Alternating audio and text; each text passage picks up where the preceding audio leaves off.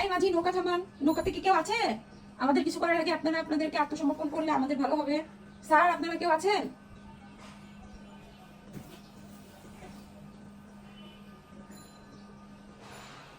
আর আপনার সঙ্গে কি আর কেউ পালানোর চেষ্টা করছে?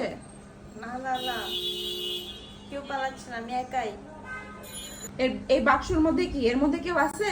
না না, একদম কেউ নাই, একদম না। কেউ আছে? আছে, দেখি দেখি এর মধ্যে কি খুলেন, এটা খুলেন, খুলেন দেখি কি আছে। সালমান এফ রহমান, আপনি এভাবে পলাচ্ছেন?